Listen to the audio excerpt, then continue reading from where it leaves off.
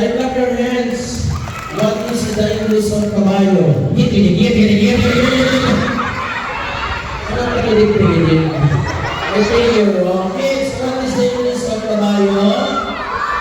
Horse. Okay, now you know. What is the English of kabayo? Okay,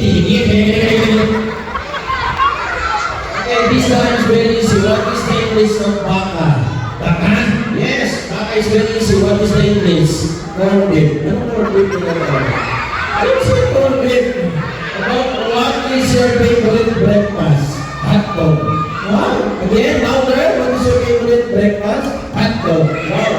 I like hot dog too. About in lunch, what do you like food? Hot dog. Ano ba ito naman? About in evening, what do you like food? Hot dog. Ano ba ito naman? Again and again. About in Chensana, what is your favorite drinks? Milk.